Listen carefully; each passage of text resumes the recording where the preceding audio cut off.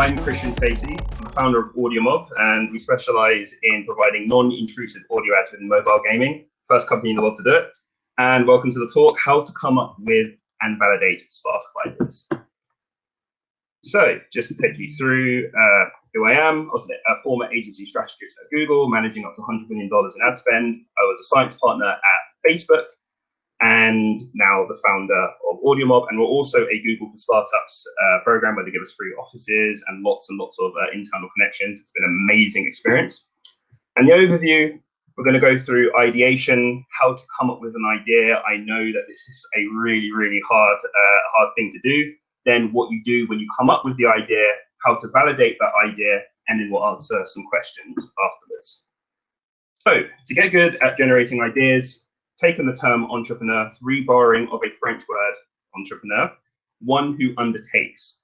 And this is going to be like a key theme throughout the presentation. How do you get good at undertaking things, generating ideas, validating them? Now, the core concept here is ideas don't grow on trees. And this is something that I constantly think of, especially back when, I didn't have an idea and I was thinking, what problem can I solve, or, what industry I should tackle. It doesn't grow on trees. And I actually found this yesterday and I had to add it to the presentation. This is Gary V. If you don't know what your passion is, just try stuff. I remember when I was trying to figure out how to become an entrepreneur, you get a lot of topics on, work, find something you're passionate about and work on that, or work on something that makes hundreds of millions of dollars potentially. But the idea is that if you're struggling to generate ideas, find problems to work on, then just try something. It's because it's all about practice. Now, this is an amazing film, Doctor Strange, and this scene kept ringing in my ears where, coming up with an idea, something that can actually, that you'd be passionate about or has true value, it's almost like magic. And the only thing that you can do in order to generate these ideas, unless you happen to stumble upon one, like you read in the news, that's not always how it happens. You have to start practicing how to generate ideas, how to tackle business problems, whether it's something that you're passionate about or not. Again, if you don't have something that you might be passionate about in order to pursue a business, then just start generating ideas. And this is something I figured out a couple of years ago, and it's a long time in the making. I tried so many different ideas in the beginning. Syllabus X, this is a mentorship program that I was looking to monetize. Now I'm looking to do a free version. Now I'm actually working on a VC-backed startup. I looked at using my advertising expertise to come up with a gambling affiliate site. I started dabbling around with foreign exchange. So I was dabbling in foreign exchange trading, thinking is there a way to automate algorithms so that I could make money without even looking at it. This obviously failed. There's Shopify, generating a store, looking at all the different products that I could potentially sell that I can get a good margin on. There's Amazon drop shipping. Me being more of a business guy before I learned software development, I was thinking of ways that I could cut into the chatbot boom, which happened back in 2017. Chatfield's a company where you can generate chatbots without learning how to code. So I was trying a lot of different ideas. And then it just dawned on me, okay, what if I could somehow think of combining my hobbies? Back a couple of years ago, arguably still now, I love gaming and I love music production. So I was thinking, okay, what if I decided to start learning how to make video games? And one important point that I mentioned about Chatfield, I'm not a coder, and I tried to make software without coding. I found an equivalent program called Stencil where I could start thinking, okay, I love games, let me try making games without learning how to code. And this is like a pseudo coding platform like Buildbox where you can make games by dragging blocks together without learning how to code.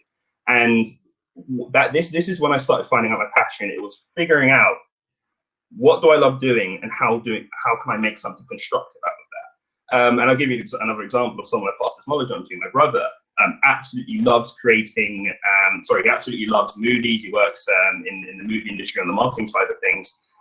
So I had a little chat with him, and now he's creating and recutting trailers based on the framework of other movie trailers, like trailers from the 2000s, the early 2010s. And now he is looking to pursue a indie movie startup network.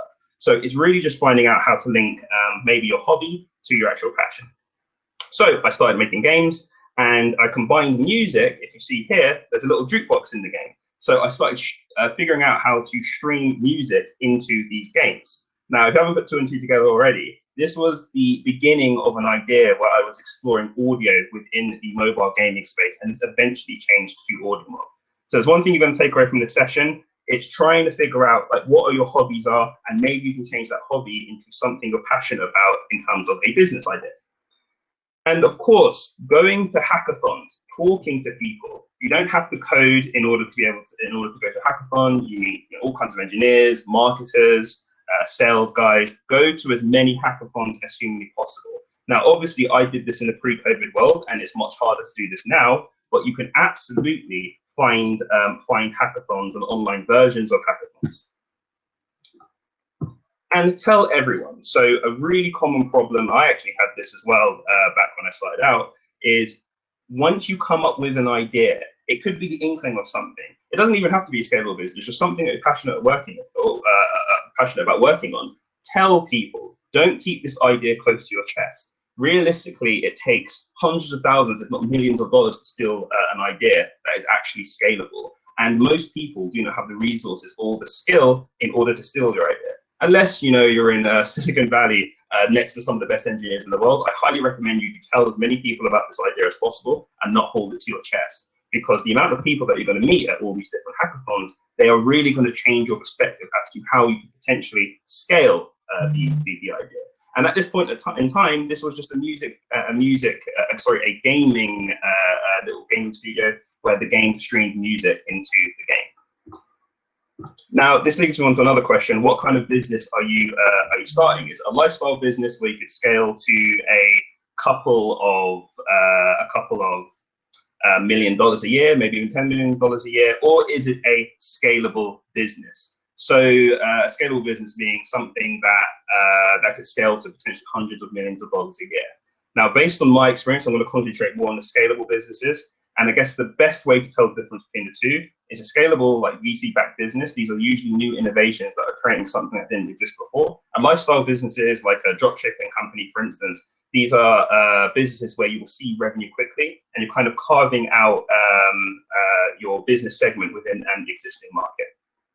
In terms of the size of the market, so when it comes to validating your idea, you've got your total addressable market, and that's basically figuring out how you, if you sold your products to every single person in your given market in the world, what is that addressable market?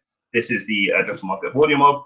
The serviceable market, so in terms of the market you're actually going to target, you're not going to target the whole world, you're going to target a specific segment. For us, it's the US and Europe. That's 3.6 billion, and you can easily find this out using online tools for free, like a free version of eMarketer, even Wikipedia. And then the attainable market is what segment of the market you're actually going to try and tackle. Usually, some people go with the 2 to 4%. Basically, just figure out like how many users you're going to try and get onto your product, or how many customers you're going to try and get over a number of years. And then you could definitely find this out quite easily. And the idea is to have not exact numbers, but just a very, very high overview of how big the market is, and of course how quickly the market is growing. So for me, it was gaming and audio, trying to figure out streaming music into games, which then became audio ads into games, and the growth of the gaming market. And again, you could find these out using lots of credible articles that VCs can go and read later. And mapping your ecosystem as well. So you've got like perhaps the semblance of an idea, and you want to try and find out, how can I find out how to scale this idea? Is my idea right? Will people buy it? And too much competition is a little bad, but a little is good. Now, I'm going to briefly go over this slide because I had to look at something called the Loom Escape, which is, I spent weeks, hours and hours on trying to do this. I looked online and I found out what the map of the ecosystems are. Who are the agencies, the marketers, the game studios, every single kind of company. And then I just went through the list and I tried to read as much as I can about the different companies. And as you start telling more and more companies about your idea, asking questions, you will then start to really realize if this is an idea that you could potentially sell in the future after you get some funding. And defensibility, and will people buy it? Can it be copied? Can you grow quick enough? Will people use or buy it? You could find this out by, again, talking to a lot of different companies, and you can also find out if you grow a team. So talking to the ecosystem, you know, if you're setting up an e-commerce shop, then you're going to want to talk to as many companies, and as many customers as possible, people that you're actually going to sell to, using something called the mums test method. So you're not going to ask them loaded questions such as, you know, would you buy my product if X, Y, or Z? Instead, you ask them questions about the problems that you're having, and then you ask them what you think about, like what your thoughts are on the idea. And then defensibility and will people buy it? Again, you talk to a lot of different people, but the idea behind defensibility, and if it can be copied, how do you find this out? You're going to need a mix of technical and commercial skills. So to get the technical skills, whether you're a business person or an engineer, again, highly recommend hackathons. Or if you're less technical, to go after figuring out how to hustle your way into creating a POC. So this is something I have done in the past when I was trying to get VC funding, a proof of concept, creating a video for us of an audio ad and then just putting it on the phone so someone can truly see how your product works. Minimum viable product, after I went to my first hackathon, finding as many engineers as you can to buy into your product, I started showing them videos of the concept. A minimum viable product is better than a POC. It's something that barely works. It just mimics what you are trying to achieve. For us, it was streaming some kind of audio ad into a game. And then signups as well. Signups is a really common way to find out if you can get validation. Core idea here is to figure out, okay, can I create a landing page on Wix? Can I write a paragraph as to who would be attracted to this kind of product? Again, whether it's an e-commerce store or an innovative product, and see how many people sign up via email. You can use things like, you know, £10 a day on Google Ads just to figure out what your conversion rates are. And when you get to a certain amount of signups, again, VCs, investors, they will listen to this kind of validation. And of course, you know, you have to have a team to do this. I've already mentioned hackathons, tackling LinkedIn, doing a one-line pitch on your idea, going to event meetups, pinging advisors on LinkedIn. Again, a lot of experienced people are always willing to give advice, and this is something I also did. Incubators and accelerators. Again, going to hackathons can get you access to these incubators and accelerators as long as you pitch your idea and really network around the hackathon. And of course, there is referrals, asking for help. Really being open with your idea and asking for help will definitely lead to different situations that you didn't think were possible before. All right, thank you for listening. I've said a ton of information, but I'm absolutely willing to answer the questions that you have. So just to go through some of them. Okay. So yeah, the mums test by Robert Fitzpatrick. Again, really good book. And what you'll find out is that you won't get false validation if you are asking the right questions. So an example is, you don't want to ask someone, if you're setting up an e-commerce store, oh, wouldn't it be great if you could order this in one day? Do you like shoes? It'll be a question like, what are the problems that you're having when you're ordering e-commerce items? So it's always about tackling the problem first, rather than asking a loaded question.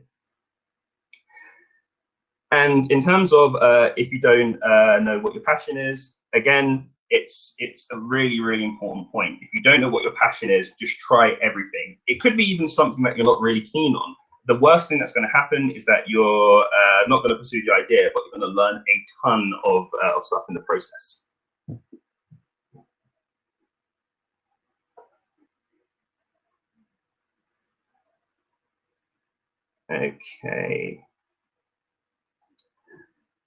Okay, great. So I think that tackles all of the, sorry, please explain the difference between SOM and SAM again. Okay, so if your TAM is the addressable market, so if you were to sell to every single person the product you're trying to sell, then the attainable market is, let's say, TAM is the world, SAM is the US and Europe. So of the world's market, what is the segment that you're really going to try and realistically target within a 2 to 3 year period? And then the SOM, the attainable market, is what market are you going to capture in terms of revenue for your company? How many times did you have to, okay, I think we've got 30 seconds left. How many times did you have to iterate, and how did you get over the sunk cost fallacy? Sweat equity. So I'm not going to lie, I invested a lot of my savings to try and figure out what the best kind of product is to create an MVP. But again, if you're willing to give up more sweat equity and get engineers, for instance, or salespeople to buy into your vision, then you can get around the sunk cost. The sunk cost will be equity instead of your own cash. Cool. I think that is my time. But again, if any of you want to ask me more questions, then please just add me on LinkedIn. Again, I know I'm absolutely a busy guy, but I will absolutely get back to you, because again, I asked for a lot of advice to get to where I am, and I'm absolutely willing to offer more advice outside of this talk. Okay, that's my time, everyone. Thank you for joining, and yeah, I hope to hear from you soon. Thank you.